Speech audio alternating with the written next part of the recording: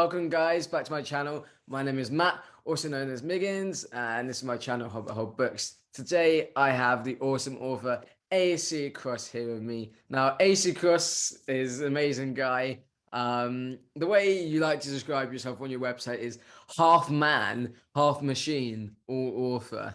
And he's written several books. He's the author of Robocopter Ski Patrol, Untitled Spy Story, a novel, and Rubens Cube, Alaska, Bullet Point 2, Judgment Day, This Time It's Real. And now those ones, as Aaron describes it, are all funny and silly, but he's also written a really cool book that's been on my TBR for far too long called Where Blood Runs Gold. It's his newest book, and it's described as this weird Western that's bloody and violent and sweary and awesome. I'm sure we'll get more into it later on, but that's kind of the introduction. AC, Aaron, how you doing? I'm doing all right, man. Just living the dream, starting with edits, all that fun stuff. Awesome. That's good to hear. So you're editing, you're working on a new book right now. Yeah, I actually just got edits back last night from my editor, who is phenomenal, on another book. So I'm starting with those today. That's going to be a long process, Yeah, I can but imagine. I'm good. I'm good with that. That's hopefully that'll be out next year sometime. Okay, so is that like part of your series with Where Blood Runs Gold, or is it another kind of standalone or another Total, series? totally different universe. I actually at this point I have like three different world universes that I'm going on. There's the That's Roboverse, awesome. which is the funny ones. Then there's the San Dios one, which is where Blood Runs Gold comes from, and then there's this Thorn City, which is kind of a noir, Ooh, Sin City style world, and that's where the one that I'm working on right now, or editing right now. That's where that one takes place. that actually sounds really awesome. Oh my days, I actually can't wait to read that. She said it's gonna be sort of next year, roughly sometime. Yeah. I mean, hopefully, like January, February would be ideal, but we'll see. Yeah, I don't know how you indie guys do it. Honestly, it's just crazy. Like you guys have been terrible for my TBR. I've got so many friends on Twitter, and then it's like I want to read so many books, and then it must be I think it's sort of that period between January to April next year. Flipping everybody is releasing their books. Everyone.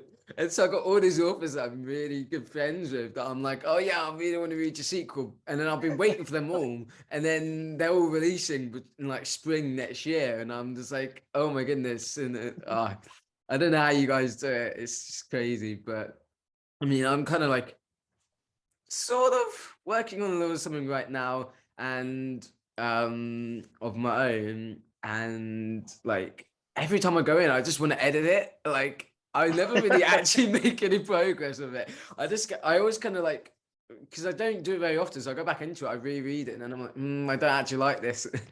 So I can only imagine how kind of tough editing is, like a whole novel. Like these things, they're not. I mean, they're not like short books. Some of them, right?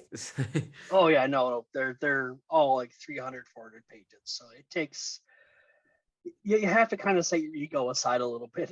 Yeah. Like I read through the edits from my editor last night, and she's phenomenal. Sarah Chord, she writes incredible Oh books no too. way! You got Sarah. Yeah, I have Sarah. Oh She's wow! my editor, and she's Oh, I love amazing. Sarah. She does great work. Kicked my butt Mhm. in the edits. So last night I was like, okay, gonna take that ego hit, gonna go to sleep, and then I'll work on them tomorrow when I feel a Yeah. little bit better. No, I know what you mean, because some of you might know I'm a beta reader, and I always feel really bad when like there are things that aren't quite working for me as a reader, and I have to make a comment. And sometimes I'm like, please don't be offended. Like I really don't mean this in a bad way, and they get people saying, no, I want this. I want you to just be completely honest. But I mean, if you guys don't know Sarah Chorn's books, I'll put a link down below as well as Aaron's books. Sarah's just phenomenal. She's edited some of my favorite books. I'm trying to think of the book she's edited now. But she did of Ryan Cahill's of Blood and Fire. Just phenomenal, and she's a absolutely incredible author in her own right. That I need to get to her books, and she edits. No, she's just amazing. Anyway, Mm. I love Sarah so much. Um, but yeah, back to yourself. I guess good place to start is how did you kind of get into writing? Like, start off with your journey. Man, I started writing when I was little. Like, it's kind of a legend in my family, which depends on how I much I believe it or not. But I started reading when I was 2, like just Oh, wait. reading. Like Wow. it wasn't like a process of like trying to figure it out. It's just one day just knew how to read. And so I just would devour books and devour books, and I would write my own little plays to do with my brother. And then it just kind of developed a little bit of that. Then in middle school, I wrote my first book, but I've retitled it. This will never see the light of day because it is actually physically painful for me to read. Oh my. So bad. Yeah. And so anytime I get my ego gets a little high, I just go back and read a few pages. I'm like, oh yeah, okay, that's right. This is how I can write if I'm not careful. Yeah. So just kind of bring me back down to earth. I mean, everyone kind of has to go through that phase, right? Like writing that first book. That's what they say. Like, just write your first book, even if it's absolutely horrific, and then like you can learn from that. Which, yeah, I think that's Yeah. something important. Yeah, no, absolutely. And then in college, I had a website that's I kind of shut down now. That was just comedic stuff. Wrote a couple like screenplays that I was hoping to do and film, Oh, but wow. those never kind of went anywhere. And then right after college, I was part of a play workshop in Atlanta with my friend, and he and I wrote a series of plays, and that got workshops, and again didn't go anywhere. But the last little bit of the very last play, they were putting on a production, like the characters were putting a production of RoboCop Rescue Patrol, and it was meant to be like this terrible, horrific play. They have no business putting a play together or getting any kind of money from it. And I was like, this is be a hilarious play to actually put on. So I kind of mapped out like how I would do it for a play, and I was like, Yeah. it's not really going to be feasible. Well, let's see if I can turn this into a book. And then just kind of went with that. Then it just like grew and grew and grew and grew, and I was like, oh, this is actually a book that's actually going to happen. That you've totally sold me on that one. I've just been reading Jim Nair's Duckett and Dyer, which is sort of the first kind of like outright comedy or comedic book with a comedic slant. And I'm just having a blast. So I'm going Amazon straight after this interview. Yeah, all of them. I just kind of went from one to the other to the other. It's RoboCop Rescue Patrol is my first one, and the way I kind of went about writing it, again, with your first actual book, you never really know what you're doing. Yeah. I kind of treated it like jazz music is how I thought of it. Is that you have Interesting. certain points that you have to hit, like you have to hit the beginning, you have to hit certain plot points, but everything in the middle was, what do I feel like writing today? What do I feel like is going to happen in the story today? And so Yeah. there was no set idea with it. It was no set idea. It was like, well, what's going to be fun for this? And my basic premise was, if I can't think of a good reason to not write this particular thing, it goes in there. So if I couldn't justify leaving it out, it went in, which is why you have like velociraptors. That's why you have a sentient helicopter. That's why you have time and reality bending, and it's a weird book. It sounds it, yeah. I mean, I am reading some weird books right now, and I'm just loving like the just the sheer creativity and genius that goes into that. I really envy that because I certainly couldn't be that creative myself. Yeah, you just kind of have to give yourself permission to just write what you want, I guess. And I know that's it's hard when you feel yourself constrained at times by like genre tropes and things like that. You want to write what sells, you want to write what works. But on the other hand, you want to write what you want to write. You have to write what you Yeah. find fun. So it's a balance. Yeah, definitely. No, I definitely like get that because as a reader, that you can tell when authors, you can tell that it's particularly towards the end, and when you get those kind of like what they call Sanderlanches for Sanderson, but like when everything kind of goes crazy at the end, and you can tell that the authors have just been waiting to get there. And I know that you guys, a lot of you love when us readers ask questions and have theories and things, and you Oh can't yeah. really say, and you're just waiting until you get like 6 books down the line and you can finally drop the bomb that you're like, yes, I've been thinking this up. Yeah, and I think that's really awesome, and I love that about authors as well. I love that you guys are so enthusiastic and engaging with your readership and just doing what you love. And like I say, that really kind of comes through. If an author's writing a book that's not them, it doesn't have their voice in Mhm. it shows, which actually leads me into another question that I had really nicely. I was going to ask sort of, where does your authorial voice kind of come from, and how does that differ between your sort of more crazy funny books and your more sort of kind of serious kind of books? I always just kind of try to write me, kind of trying to write what I'm thinking. I've People are plotters and they're plotters and there's pantsers. I'm Yeah. sure that you've heard that before. I am Uh-huh. about as pantser as you can get. I have no idea where my Me books are going for too. the most part. Yeah. I'm actually, the way I see it is I'm transcribing what the characters are doing and transcribing what the characters are saying and thinking all that. I have no idea what they're going to do. There's actually a point in Robocopter where something happens. I'm not going to spoil it. Where something happens and a character Yeah. does something, and I'm like, whoa, like where did that come from? I was not expecting that from him at all, and the other Yeah. characters kind of reflect that too. Um, but in terms of differing between the comedic ones and the more serious ones, uh, that's kind of changed a bit as I've gotten older. When I've gotten older, I've gotten a little more serious in Hmm. terms of my writing and what I'm doing in the stories I want to tell. I still want to go back to the Roboverse eventually, but that requires me to feel funny, which is hard, Yeah. which is very hard to write sometimes. And so there's still humor in the more serious ones. Like I don't Hmm. write straight up grimdark.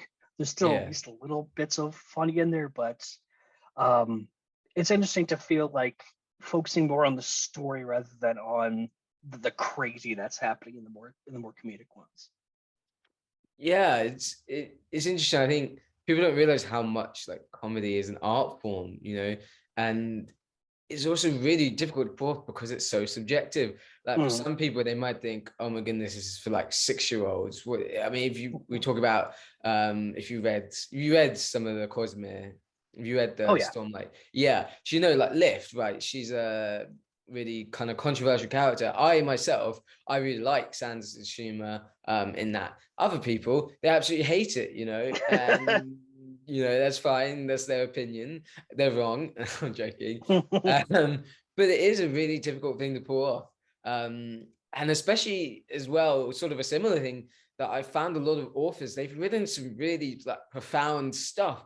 And often I ask, well, how are you like so wise writing this really kind of like um raw and real stuff that you really sense the heart within it? And they're like, I don't know, I just typed it, And I'm Hmm. like, to me, it's really interesting how it just kind of like comes to you guys, and that's the great thing about creativity is that it's all just spilling out on the page, and I love it. Mm. um and I love that there's those different kinds. You have the crazy zany kind of stuff, and then you have the more kind of serious stuff, and it's really awesome, and it shows your skill that you can pull off both.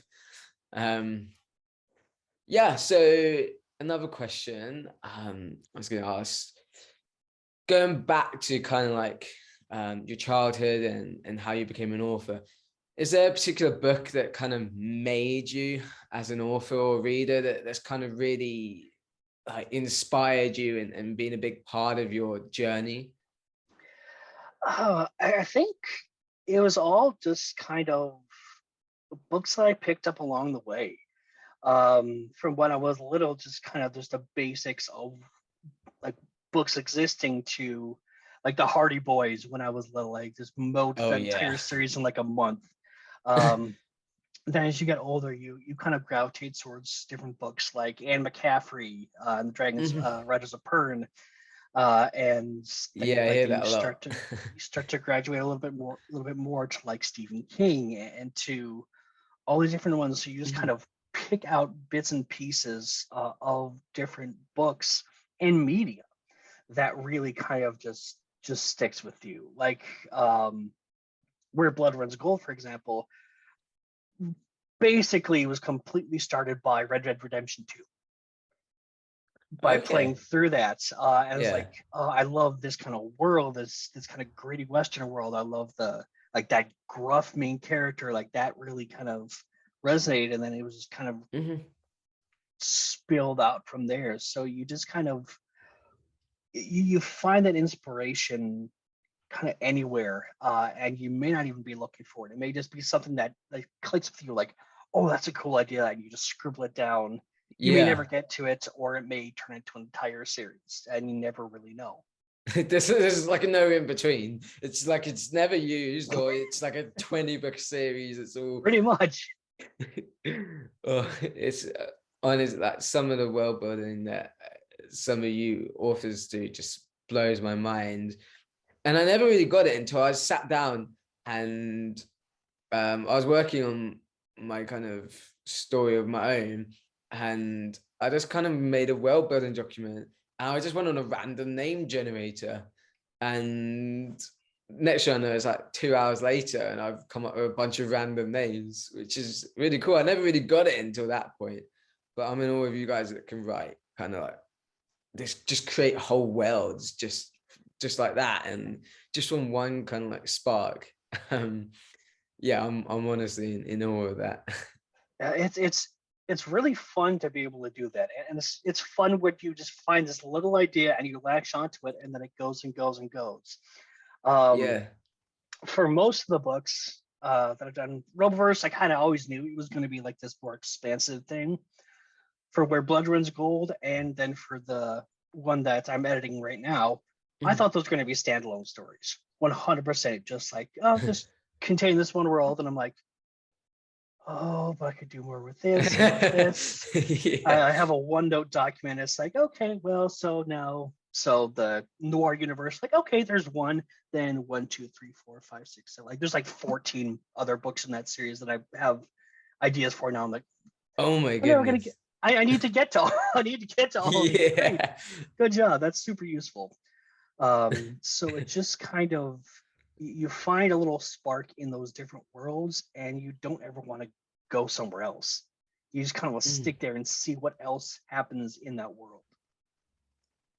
I think that's something that's really special as well, is that these worlds come alive not just for us readers, but for you authors, and they almost kind of take a life on their own, and that's something that I really love. And just hearing you guys talk about that and the way these things come to life, it's really something I think that connects us uh, authors and readers, that we can both experience this living world. And then of course your fan fiction, you can go on and have your own adventures in these worlds. You know, you can do stuff like D&D and different things, and we've had this explosion in recent years, and it's just, as someone who's like really into fantasy, really geeky, like it's really cool to see, like in the end, you know, we were playing the long game.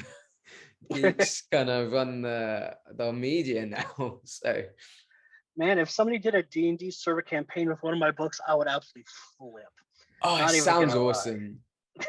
Oh, if someone did that, it sounds like an awesome world to do it in. Because I've never played D&D actually. I Oh, really it's love so to. fun. It's one of those things. So when I was like younger, I should have been into it, but I didn't have the friends that did it. And then when I was about 17, 18, I became more aware of it, and my friends were in it, and I watched a couple of sessions, and I didn't really get into it at the time. I was just watching it. I think I watched one, and because I didn't really understand it, I didn't, you know, kind of think much of it. And then I started getting into Critical Role a little bit, and I've just started getting into this really good podcast called Of Dice and Men, which it's only just Mhm. started, so I'm really excited. It's really cool. It's made kind of like for more like newbies, um, and so it's very similar to Critical Role, very RP, very role playing focused rather than all the mechanics and things. So it's easy to listen to, and I would love to be in D&D, and I'd love to be in like a one shot of a world, even yours, but I just don't have the time. It doesn't fit my Mhm. work schedule. That's the problem. Is that I never had the friends until I wanted to do it, and now I want to do it. I don't have they've all kind of given up, and I work like random hours every week. My shifts change, so I can't do it. It's a shame. But I think it'd be so cool maybe to get like booktubers doing a like a one shot or a kind of monthly campaign or something. In your world, like Yeah. Wild West, that's ripe for D&D, right? Oh, I would absolutely like. I'm I'm a sucker for attention. So if anybody like does fan art or fan fiction or just anything with my books, I'm like, give it all to me. I want all this. This Yeah, is yeah. just kind of validating for me. Have you had Uh, much like sort of like fan art or fan fiction recently or since you released? I've never had any fan fiction or fan art for anything that I've written. Hopefully at some point. Hopefully at some point. But yeah, just I want people to read my stuff because I want to know what they think about it. Um, just because it's fascinating because I know how I feel about it. But if I can make people, have a day that's, crappy day and they can go in and dive in and, feel better by the end of it or laugh Mm. with my comic books or just get lost in the world, like that's the goal is to just have people feel something or experience something that's, kind of takes them away from whatever problems they may have in the real world, for Yeah. just this little while. That's awesome, man. No, I really I think that's a really kind of good motivation to want to kind of get your books out there. And so what was kind of like what was the point that you kind of realized that you went from, okay, these are kind of like my hobby that I'm like sort of working away on typing at in my spare time to, okay, these books I want to publish them, I want to get them out there, or was that kind of always the plan? It was always the idea that what I was getting about midway through Robocop, I was like, oh, this is actually starting to become a thing. That's Hmm. actually a book that I want to do. And so it was like, well, if I'm creating this, I want people to see it. Yeah. Um, I mean, I'm doing it for myself, but I'm also doing it because I want people to pay attention to me. So it was just kind of, let's get that out there, looking at self-publishing. And then at this point, I've done self-publishing enough that it's like, that's a viable strategy. I know that a lot of people do query letters, and if Yeah. there's an agent out there that's interested in me, give me a call. I'm always interested. But that's not something that I feel I need to pursue because I can do all right on my own, at least for now, with the self-publishing and marketing and all that fun stuff. Yeah, I say this often to a lot of people, and I was in London the other day with a few indie authors, and we had a great day out. And I was saying, that, indie is at the forefront of where fantasy is, and Mhm. I got a little video on my channel. I need to do part two of the video, but I really think that it's where, because to me, storytelling is all about that. It goes back to the tradition of oral storytelling, that it's all about kind of um using a story to share with the world and share it with others, and it's not just kind of kept to yourself and you learn something from it, everybody takes something from it. And I think indie's really kind of pushing those boundaries, which is really exciting to see, because I mean a couple of years ago I wasn't even aware really of indie. I was kind of this typical person that thought, oh, it's just weird like self-published smut books or something, you know what I mean, like, and nobody wants to read. I thought if they're authors, they're getting published on with the publishers, and it's really opened my eyes being part of the indie community to the amazing things that you guys are doing, and doing things that you wouldn't necessarily get if you went with trad publishing, which is really awesome. And I really respect that you guys have to, you have to be your own marketers. You're trying to put like 10 different hats on at once. I mean, it's a difficult thing. Eh, Um, it's yeah. definitely tricky. It's definitely tricky, which is why it's just, at least for me, I'm trying to just kind of build a brand persona sort of thing. Like that's why I meme like 2 or 3 times a day, because it's like, well, that's fun. It's easy to do. You can get some Yeah. attention there. But it's just trying to carve out that niche because, like you, a lot of people have huge TBRs. They have Yeah. these. They have the dozens, hundreds of books that they want to read, and it's how do you work your way to the top of that list? And I Mhm. haven't quite figured that one out yet, but it's tricky because you have to not be pushy. You don't want to be the pushy Yeah, person that does it, but at the same time, it's like, you've had my book for 6 months. Just read it and tell me how you like it. yeah. Like you kind of have to walk that fine line between shameless kind of self-promotion and like being too pushy, like you say. Um, and I think that's something that, it's something that you're constantly kind of refining. And I think it's something that puts a lot of people off, putting that level of work in. It's not something for everyone, but I mean, if you found that, how kind of rewarding have you found it overall, like the experience of going indie? It's been great when I've kind of seen how people have enjoyed what I've written. Um, the marketing is a pain. Trying to get your name out there is a pain. You want to be, like you said, you want to promote yourself, but you don't want to be that guy. And you know what Yeah, that guy is. Everybody knows that yeah, guy, the one yeah. that like puts The their one that puts their shows book up in everywhere your they can. DMs. It's like, here's Exactly. my book. And Yeah. so you don't want to be that one. You want to show that you're a real person. But at the same time, it's like, hey, I have these things that I'm trying to sell because I need money to live. Yeah. So it would be great if you could pick these up. It's a weird balance, but seeing the reviews, well, most reviews, but seeing Mhm. people say, I love this character or I loved this part, that's gratifying because sometimes those are Yeah. the parts that you as an author love. You're like, yes, people love this part that I loved. But Yeah. sometimes they're like, oh, they really like something that I had just not thrown away, but it was just part of it that I hadn't considered. And they love that. Like that's such a cool Mhm. experience to see with that. Yeah, definitely. I think like we were saying earlier about how these things come alive for both the authors and the readers. These things live beyond kind of the authors. They take on their own life, which Hmm. is really cool to see. I can only imagine as an author kind of getting that as some validation. That'd be amazing. um so like talking about kind of yourself and you as a person, as an author, and having that brand, how much of yourself do you kind of find yourself within these books, and how much of it is kind of like taken from people that and how do you kind of decide that balance of, I don't want to put myself too much of myself in these books, and like kind of be too kind of um sharing too much. It really just kind of depends on a book. I actually have a novella that's I'm hoping to get back cover art any day now. It actually released Ooh. pretty soon.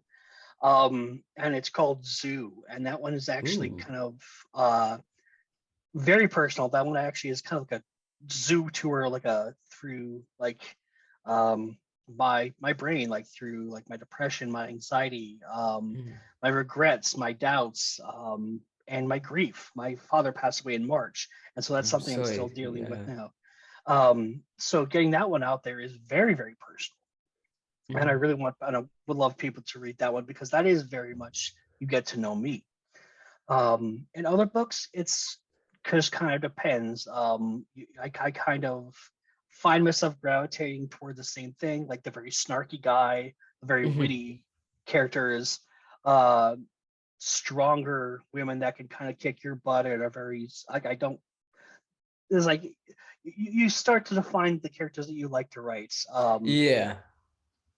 and things like that. But you also kind of like to find um, I mean, and then at least in the Robocopter books, there's a recurring character that's based on my ex-girlfriend. And she's just always in these terrible situations. And it's like Oh, every time no. there's a bad ex-girlfriend mentioned, it's like, that's her. Um, which is maybe a little petty, but it's still incredibly funny to me. Um, but you just kind of you find yourself being in the books, whether you like it or not. Um, Yeah. and you hope that people will see that for what it is, and hopefully people appreciate that for what it is, and just kind of see what happens. Because if you don't really know what you're writing, you're gonna come into the book regardless. Yeah. Um, wow, I think that's quite, what's the word? not intimate, it's quite profound in a way, you know. I think it does go back to what we were saying, is that you got to write what you know, you got to write you. And even if you try not to, you will Mhm. kind of find the thing right about the things that you find that are very personal to you. And that must be a very like scary thing, kind of opening yourself up, and especially when you open yourself up to potential criticism with the reviews and things, Mhm. and especially when you kind of got mental health on the side. How do you kind of like manage that and compartmentalize that? It, the way I do it is I have made, I mean, for my whole life, I've kind of made a point that I am honest. I'm honest about everything. Like I'm an open book. If somebody has questions, they ask me, I'll answer them. I don't feel like I need to hide anything. And so that just kind of goes into the books. Like if they like it or don't, you know, that's on them. That is not my responsibility to say, well, here's a part of me and I want you to like it. It's just parts of me in it that's I don't like, but they're still going to go in there because that is the honest story. And it Yeah. is the story has to go honestly, and it has to be what the story is going to be. I can't say, well, I don't like this part of me in the story, so I'm just going to pull it out. That doesn't serve the story, and ultimately the story, the book, that is what matters. And I'm kind of secondary. No, that's music to my ears. You know, I love hearing that kind of stuff you're saying about story, and it's a story that matters. That's a big thing for me, is like the story wants what the story wants, you know, and Mhm. you can't change that. And I think it's really beautiful that what the story wants is usually a bit of you in there, Yeah, and you're making that connection with the reader. And when you're that kind of like that honest and open, then readers are going to sense that. And I've read some really beautiful books that have come with such an open honesty and a real rawness to some of these characters and their experiences. That, I mean, right now, I mean, I won't speak for Kieran Darling and his experiences, but his book, you know, is so real. Some of the things his characters go through, they're devastating. I can't wait for it to come out. You guys are gonna love it. 11 Cycle. I'm very lucky. I'm raving about it on the internet, but it's one of the most sort of profound books I've read in a long time, and I love it when authors can do that. When it's not just it's a fantasy world, but you also learn more about yourself and a little bit about the author. And I think that's really cool. And those are some of my favorite books, the ones that stick with you. I mean, there's a fun books that stick with you, but I think the ones that really kind of have a heart and a soul to it, that's the Mhm. ones that that really like you remember and stay with you forever. And they're the ones that get to the top of my TBR. So, you know, I think you're gonna be definitely gonna be moving towards the top of my TBR as soon as I can. And that Sure. novella, that sounds awesome. It's Yeah, I will definitely be. yeah. I will definitely be marketing that one as soon as I get that back, because that's one that's I can't wait to again, read it. it's tough. I have a few better readers and they like this is you went all in. I'm like, that's the only way this one, like this that specific one. Um I bounce around between books. Like I have like 2 or 3 books at any given time that I'm working on. Mhm. Just kind of whatever I feel like. When that story came up in my mind and I started writing things down, I could not work on anything else for a week. Wow. I just could not. I could Yeah. not write anything else. I had to open that one up and just go. So that was done in about a week. Goodness. And then when that was done, it was like, okay, that weight's off. Now you can go back to these other different books. Yeah. Wow. No, I really can't wait to read that and have an experience with that. I was going to ask, so kind of linked to that, what do you hope readers find within your book? What do you hope they get out of it? I hope that they depends on the book, I guess. But I hope that they get entertainment out of it, that they get that they just find enjoyment out of it. That they don't see, well, it, has this particular message or that particular message. Like Mhm. especially for the Roboverse books, there is no message. It is just chaos for the sake of chaos.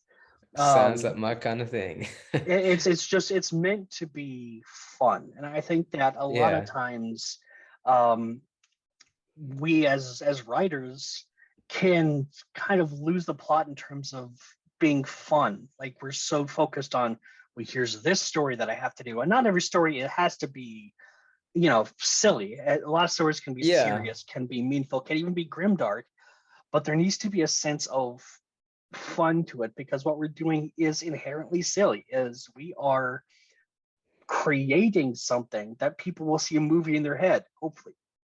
Like the idea is Yeah. inherently silly, so there has to be some kind of joy in it, even if it's super dark, even if it ends super dark. And I'm taking with an ending right now that's incredibly dark, and I may need to change that. Wow. But there has to be some sense of enjoyment, some sense of Hmm. fun in the book. Otherwise, I've not done my job right. Yeah. I mean, I totally get that because like we read for escapism, right? And I think it's important that if you want to have a book that kind of um has some kind of themes to it, that those themes are kind of running through it. And but I think it's also important that first and foremost, like you say, it's escapism. We don't read books, we go get therapy, if we wanted to do Yeah, something that intense. Books can be a great form of therapy and can be used, it can be quite cathartic. I mean, particularly for me, Oathbringer is a really special book to me in that sense, and it taught me a lot. But first and foremost, it's about this big epic story with this like evil god coming to destroy the world, and these guys have got to stand against it. That's what it is. It's not a self-help book. yeah, um yeah, and yeah, I think it's really cool that we can go and escape to these fantastical worlds, but also that they can also teach us something about our own world. I think that's something that I'll never get bored of in books. Um, so, what was it? Let's talk more specifically about your books. okay. So, Where Blood Runs Gold, elevator pitch. How would you do it? How would you promote that? Elevator pitch, Red Dead Redemption 2 meets the Cthulhu mythos. You have a gruff, tough, violent sheriff who lost his family a long time ago, is still just dealing with that. You have flesh-eating dust storms that come through and just consume everything in their paths. You Ooh. have monsters with acidic gold blood. You have a teenage girl that he rescues from bad men, and that kind of becomes a surrogate daughter. You have this kind of he learns how to be a human, learns how to be a person again, as he tries to fight back this cosmic evil that is starting to kind of consume everything. No, that sounds awesome. Actually, and that cover, I remember seeing that cover. I can see it like if I close my mind, I can think of it with the yellowish kind of gold. That cover, I think, was the first thing that struck me really. I think I must have followed you on Twitter because I saw that cover and I saw it go, man, that's one of the things. I always see your covers. And it's interesting when people say, oh, don't judge a book by its cover. We all know we all do. Oh, And absolutely. one story I love to tell is that so Thomas Howard Riley, We Break Immortals, um, love him as an author. I nearly didn't read his book because I'd seen it go around on my phone screen and I'd just seen like the little thumbnail of it, and it didn't look very fantasy from like a really small view. It was only when I think it was when I'd actually got to know Thomas a little bit and I saw a big version of it. I'm like, whoa, no, this is like your classic fantasy kind of cover. I'm like, how did I think this was like some weird sci-fi vibe? I'm like, I'm not really interested in that. And then it turned out it's at the moment one of my probably the top still favorite book of the year. But I almost never read it. Shows you the power of a good cover. Oh, absolutely. And my cover artist for that, and really hopefully for all my Sandios books, is Luke Tarzian, and he's amazing. He Mm. does such good work. Actually, I Oh, have it's him. Luke. Oh, I Yeah, so love Luke. I actually have Luke doing the layout for the novella for Zoo. Oh So wow. hopefully that can come out relatively soon. But yeah, especially for the more serious books, I've kind of you have to pay up for a good cover. I really, Yeah. really cannot wait for everybody to see the cover for the noir. It is Oh so my cool. goodness. It's so cool because it took a bit of work, but I found somebody that could, for a reasonable price, do like the pulp fiction style, like the Yeah. old 50s, 60s pulp books. That sort of cover look. Yeah, Oh I'm my goodness. stoked about that. Honestly, Um, a good cover is like, it's just like priceless.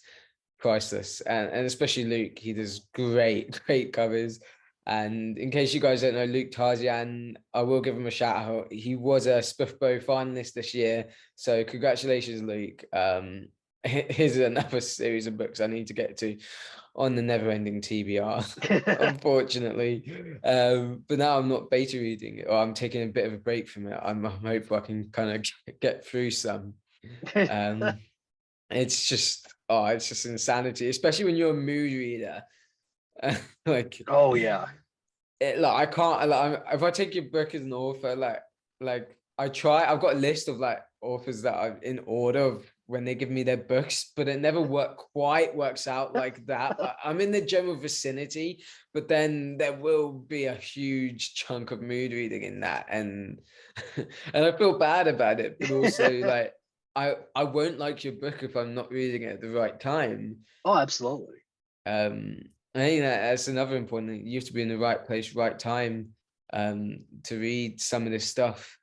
um but there's always time for a crazy sentient helicopter, so Yeah, and that cover is one that is, it's a weird cover because it took me about 5 minutes to do.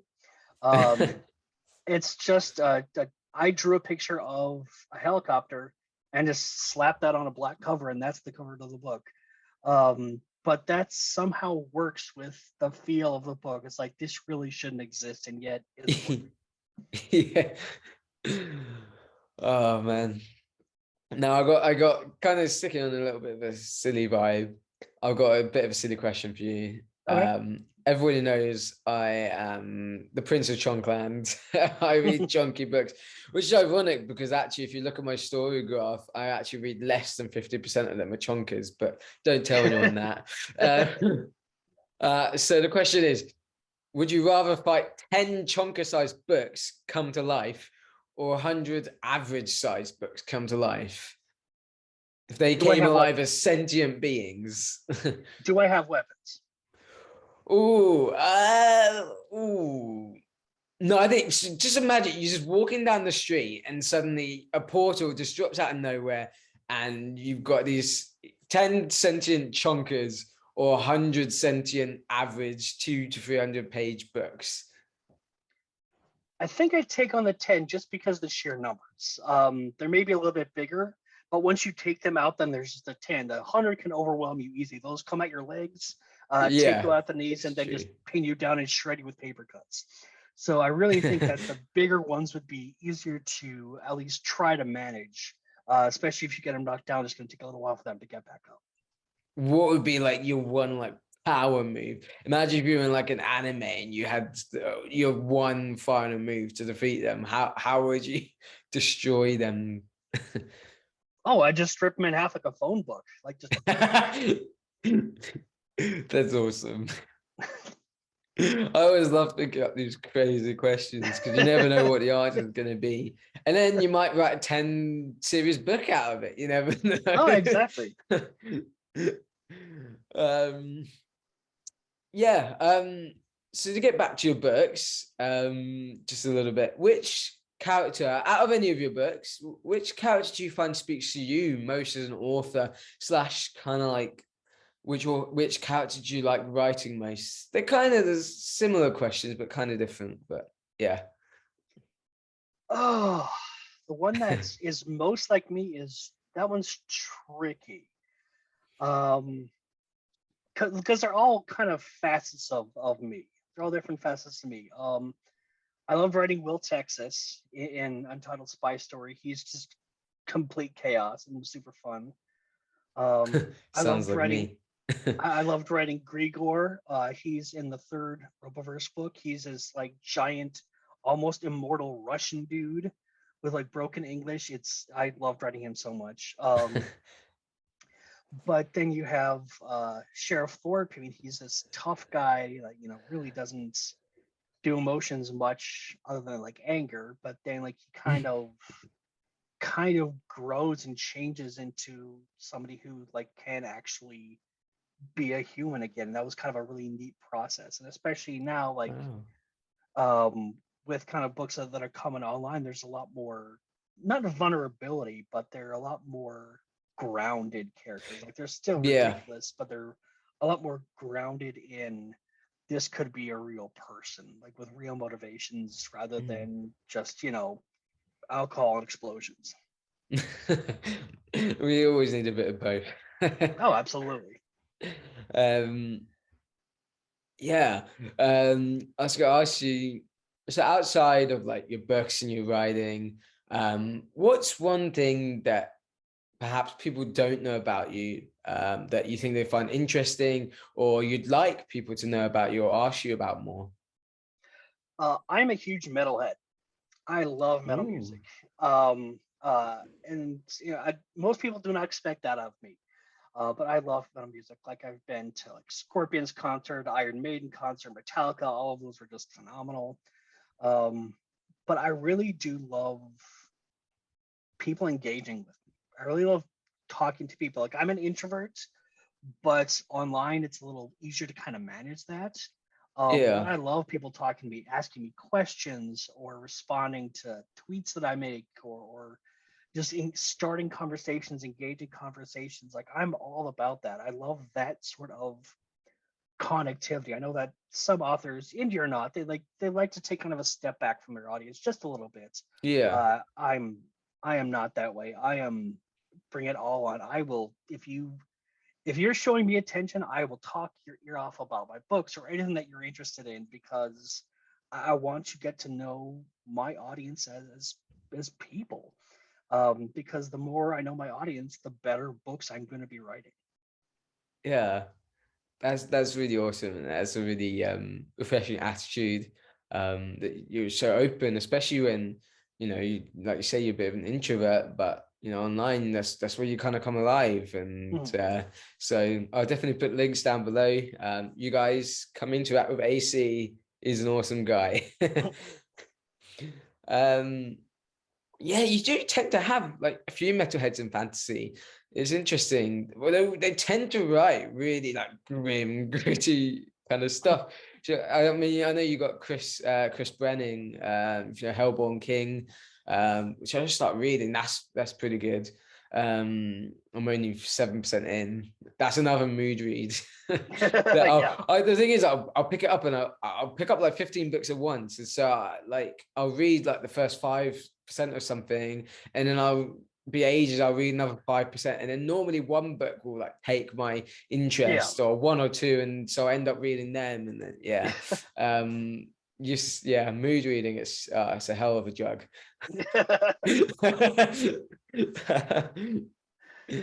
um yeah. Can you tell I'm not always that prepared, but I love it because you never know what you're going to talk about. It's all good. Uh, so I was going to ask you what something I like to ask and get different opinions on is where do you think fantasy is right now, and where do you think it's kind of headed in the next sort of 5-10 years? Interesting. I think it's at a point we're still trying to figure out what it is. I think that we have so many different avenues that we can follow, so many different subgenres and subgenres and subgenres, just kind of splintering all under the fantasy umbrella that I think, um, I mean, kind of looking at it like metal music, honestly, is you have the branch of metal music, but then you have new metal, you have death metal, you have power metal, you have progressive metal, then you have like black metal and Norwegian death metal, and like all these different categories breaking down where anybody can find something that really speaks to them. And I think the more that people continue to write and continue to write what they want, as opposed to quote unquote what the market says they need to write, Yeah. the more they write their stories, the more that people are going to find there's a market for everything. There are people out there that are willing to read anything, but you just need to figure out how to reach them. But the more that people write, the more that those little minor niche audiences are going to expand and kind of even bleed over into each other. Yeah, I definitely get that right now. I think we're in a very transitional period. Absolutely. A lot of it's been grimdark at the forefront of it for a lot. And I think we're slowly getting the sense that people are starting to get a little weary of that, especially I Mm. think kind of it reached its height just before COVID and everything. And I think COVID's kind of battered people down. We don't want to read about nasty, horrible things to say. I mean, I'm just getting into it, so I'm still riding that high. Yeah. But I think in general the readership is kind of moving away from that and want sort of more grim kind of heart kind of thing. But it's interesting, like you say, all these different things come out. You've got cozy fantasy. I've got Legends and Lattes I need to read. I got off NetGalley. That's just gone insanely popular over the last couple of years, and I think it's really cool to see that there is a niche for everyone. That fantasy isn't just for like old white wizards Yeah. and prophecies, and it's everything. There's a place for everything, and it's a diverse fandom, which I love, and that's something I love, is that the community. How have you kind of found yourself in the community? How does that kind of affect your writing? And yeah. I love seeing what other people are doing. I love seeing how other people are creating and how they're reacting to books, and it's so fascinating to see what people are writing and how it just sort of happens. Like for Spiffbo this year, Mm, there were 8 fantasy westerns, including mine. 8. yeah. When I started writing Where Blood Was Gold, nobody was doing westerns Yeah. at all. And I was like, this isn't gonna sell. I mean, technically I was right because it's not selling, but I'm like, this isn't gonna sell. Nobody's gonna read this. And then it's just like boom, boom, boom, boom, boom. Hey, Western's hot now. But that's not something that I was expecting. And that kind of goes to the idea of write what you want, not write what's the market is saying, because the market changes and the market will Mhm. affect. And seeing what other people are writing, seeing what other people are reading, you're able to kind of get a sense of what people want, but also get a sense of who these other people are that you can work with, that you can help lift up each other. Like we're rising tide lifts all ships, so to speak. And so like people like Crystal and Dirk and Mm. so many others that were just I mean Thomas and Connor and all Yeah. these and you kind of build these friendships with people, Yeah. and you want them to succeed and you hope that they want you to succeed too. But there's always the part of like, well, they're just entertaining me, but that's here nor there. But you get these connections with people and you want to see them succeed, and when they do, it's awesome. Like I'm good friends with Quinn B. Olson, and so Yeah. seeing Miss Percy kind of go gangbusters, it's awesome. I'm so excited about that. It is. It's just uh got the sequel out. yeah, I mean, Shout out. and seeing Luke get to semifinals was Yeah. awesome. I was so proud of I him was so for Luke happy for Luke. to And get to for semis. Trudy as well, with Yeah, the finalists. I love that for book so much. yeah, for Trudy, and there's, I mean, a couple others, like 3 or 4 people that I consider friends that are in the finals. I'm like, that is dope. Like, I was actually kind of brought into the community by Jonathan French, who won with Grey Bastards. Interesting. Yeah. I met him through a friend in Atlanta, and we just kind of hit it off. And like, I read some of his stuff, and then it's like, oh wow, your Grey Bastards is going to be a thing, and then it just was a thing, and now he's tried published, and but he kind of helped get me into the community, and then it was just like expanding, and you see all these different connections that you can make with people, and it's a small community and a huge community at the same time. Yeah. Definitely. It's been wonderful to see like the evolution of it. I mean, especially when you can see the things with the Twitter circles and you can see who's kind of Hmm. in your little sphere of the community.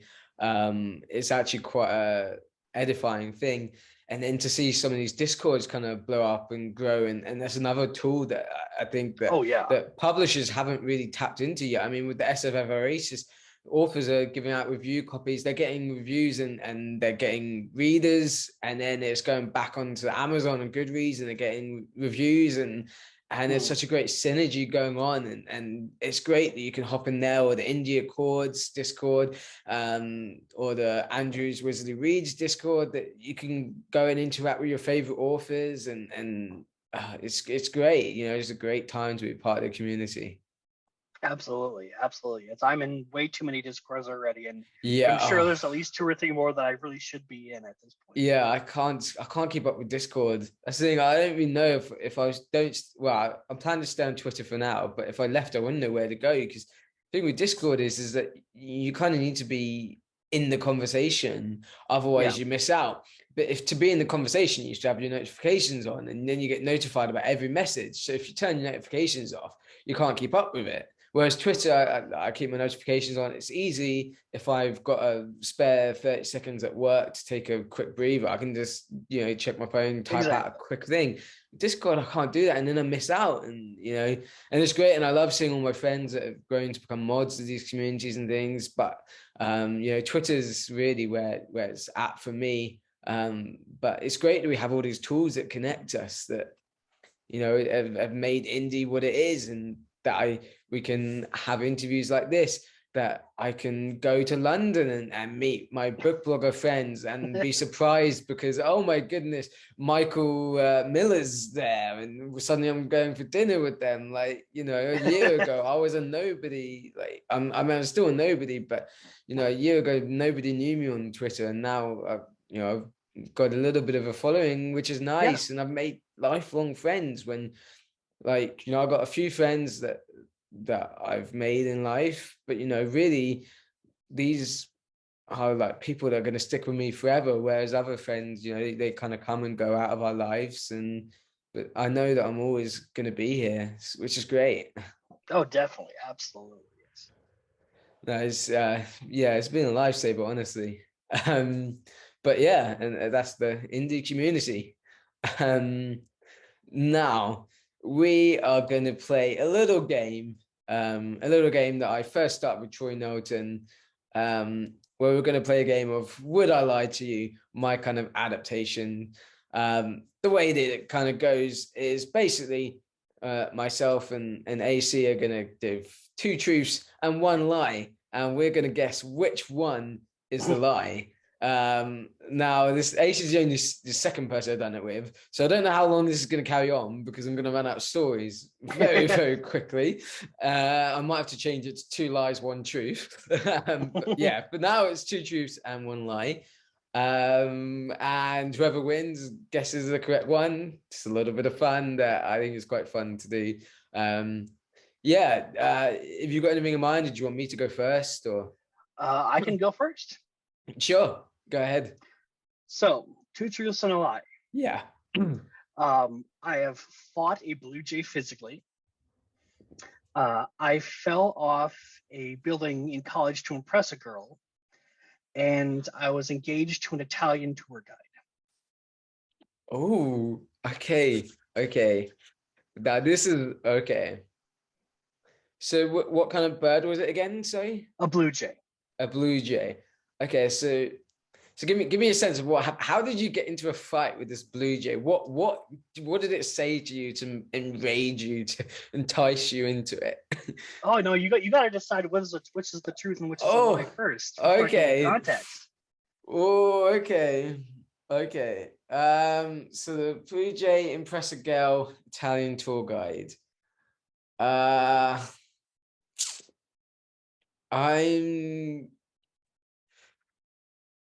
I'm gonna say the lie is that you were engaged. No, because I feel like that's a trick one, because it sounds like the least crazy one, and it's the obvious one to go for is the lie.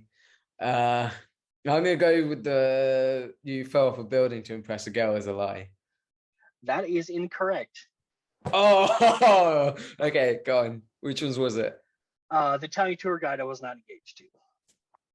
I knew they had it as well. I thought you were going for the double bluff, that it's the easy, the one that's like the most simple is the one that you think is the trick one. Okay. So D- Tell me your stories. How did this happen? Go.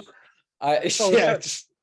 let's start with the Blue Jay one first. Okay. So it was the summer before I started college. This was back in 2005, which I feel really old now. And I was working at a furniture store, like kind of helping, put stuff together, move stuff around. It was a great job. I absolutely love the job. But I would always park and at the back and then walk in. Well, one day I'm walking in and a Blue Jay buzzes by my head, and I, freak out like, oh God, did I scare it or whatever? And I look around, there's this Blue Jay sitting on the truck and just staring at me. I'm like, okay, whatever.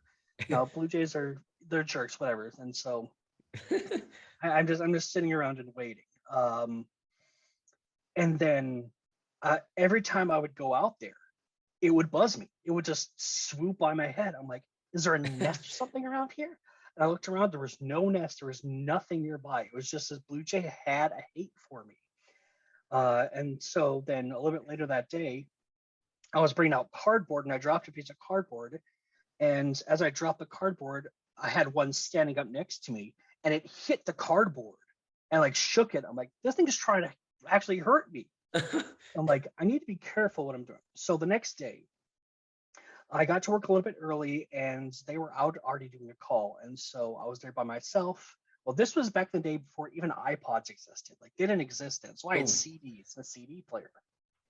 Wow. Yeah, this is. I suppose it was a time they're coming out, wasn't it? 2005. They're just sort of emerging. Yeah.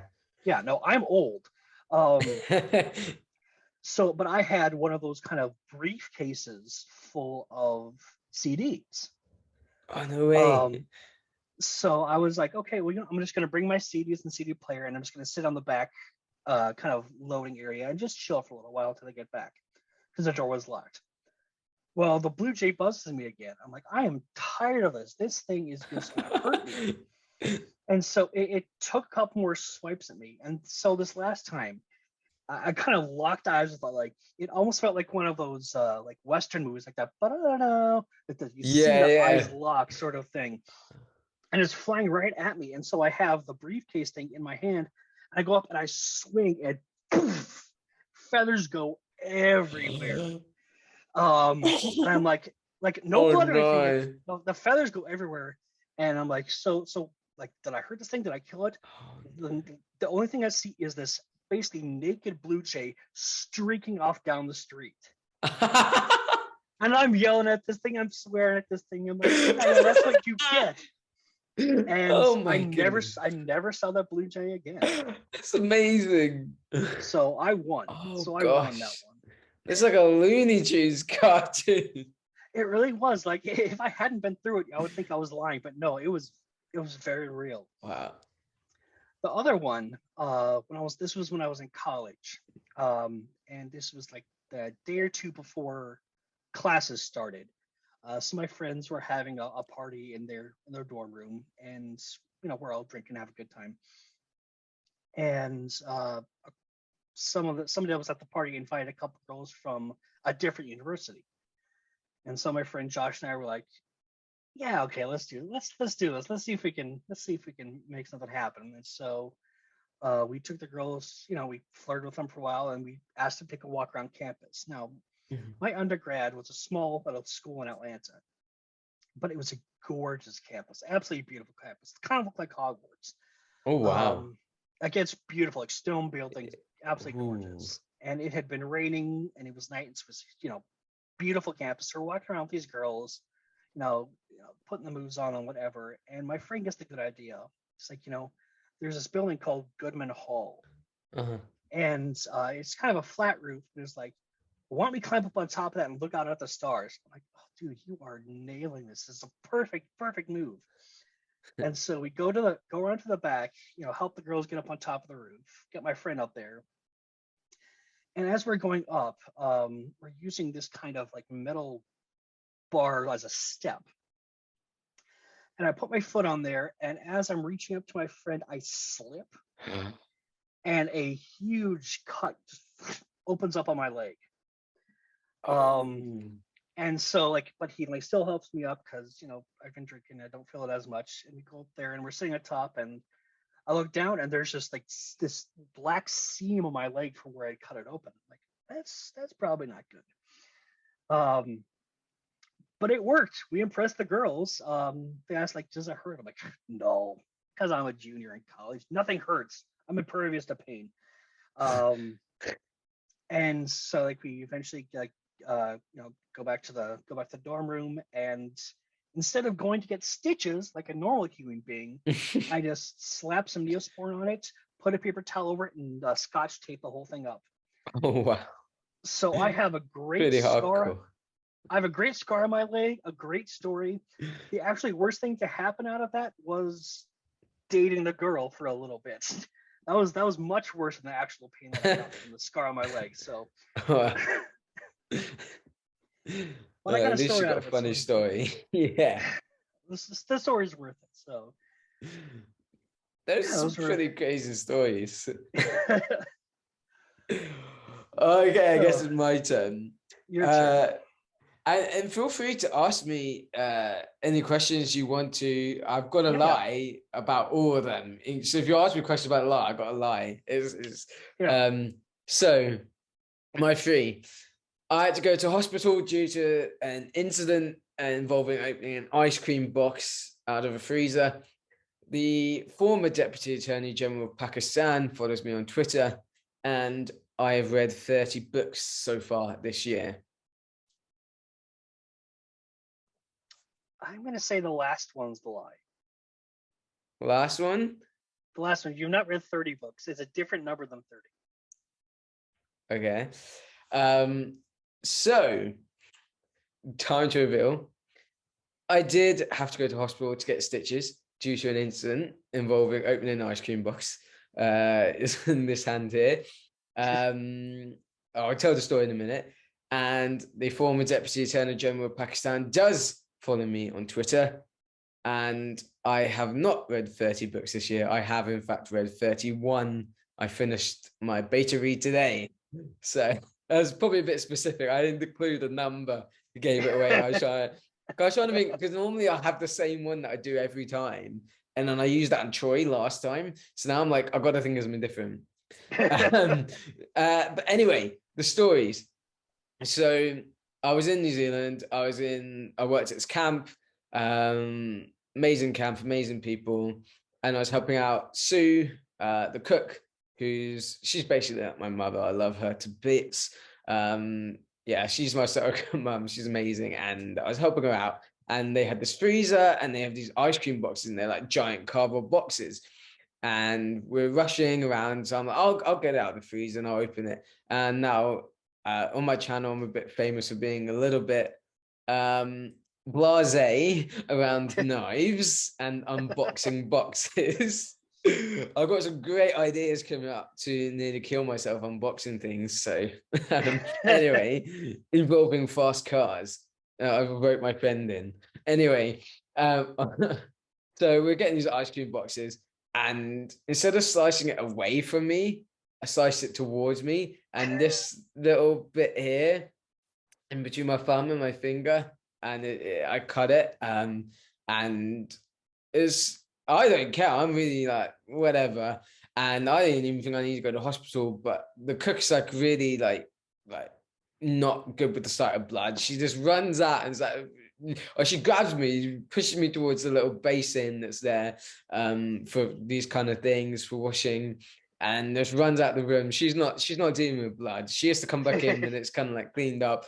We have a look, and they're like, okay, you got to go to hospital. So I went to hospital to get some stitches. Her husband took me in, and then we got KFC afterwards. So, there you go. Success then, really. Exactly.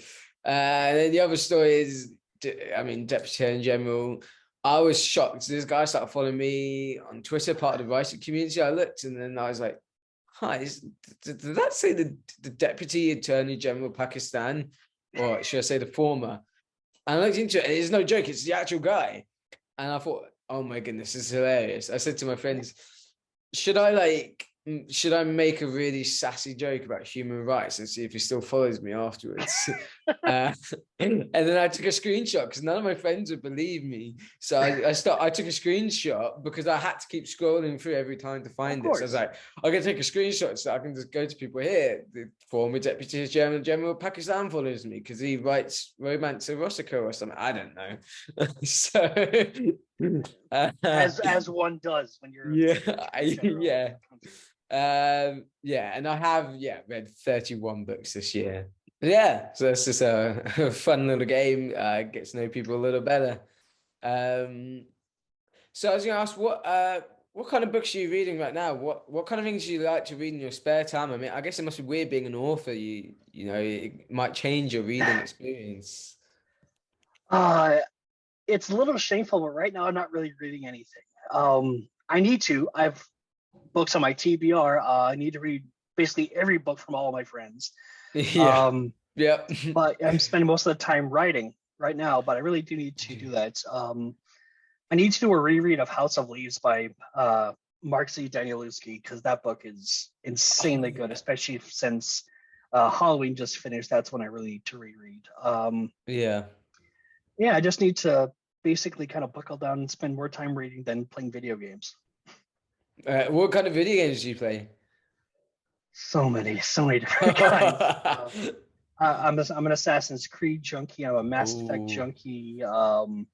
Any of those big stories, I'm all about. I'm all about the big stories, but I like the stories. I don't like. I've got like The Witcher 3 and things like that. I like the story modes. I don't like the open world because I like some kind of like guidance. You know what I mean? I want to play really big stories, but I don't want to just go around and I feel like I don't really. It's the kind of thing you have to have friends for that you play online with. Whereas if you just go around on your own, it kind of gets I've killed a few monsters. It's not as interesting. I'm a big story man.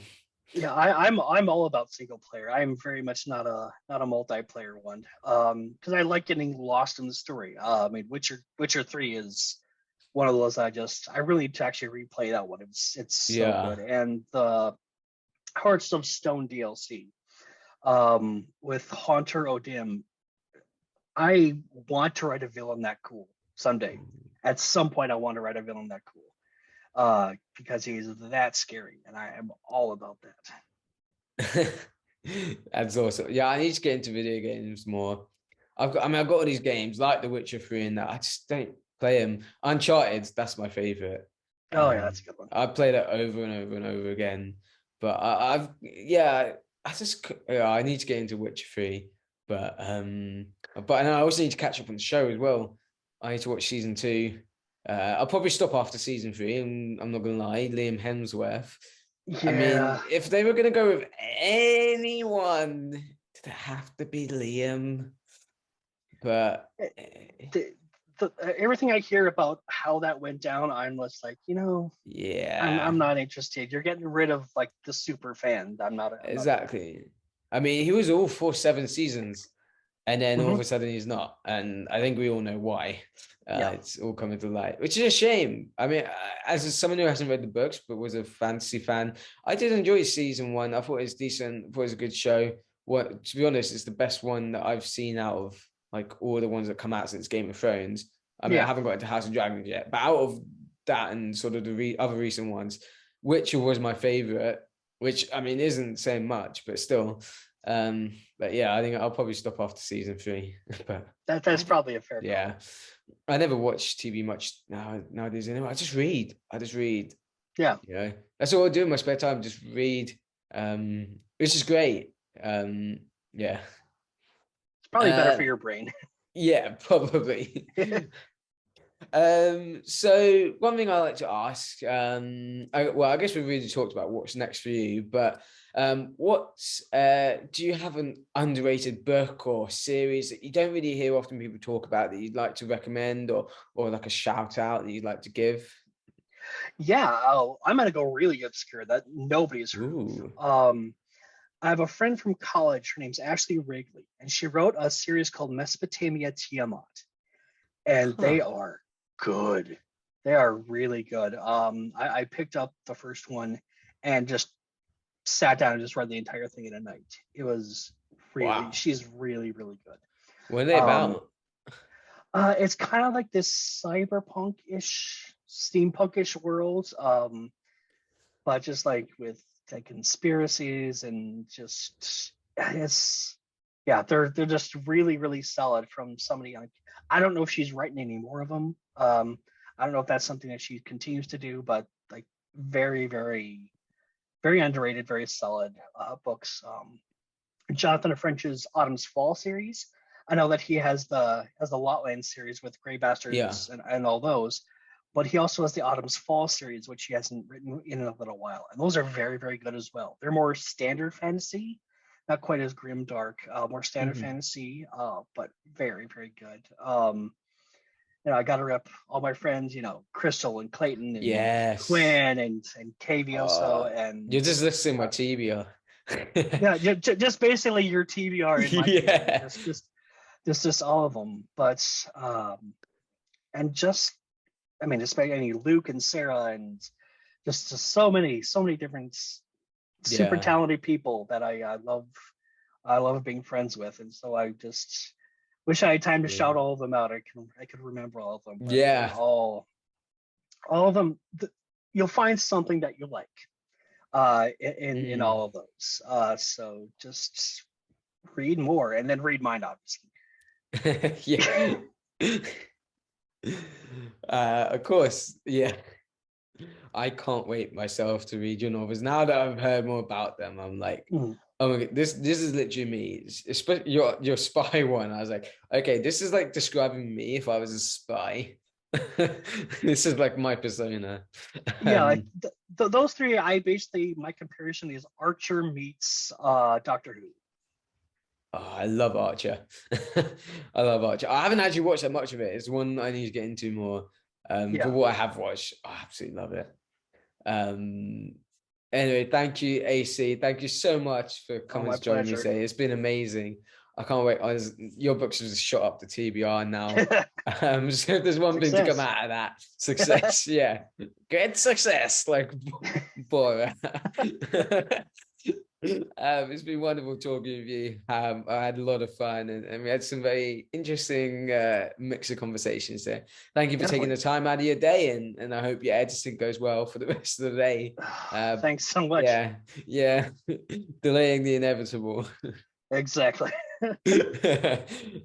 Yeah, thank you so much, AC. I'll put all the links down below. Thank you guys for watching my channel. Please like, subscribe, all my socials down below, Amazon wish list, my Fiverr for beta reading, everything, all that's down below.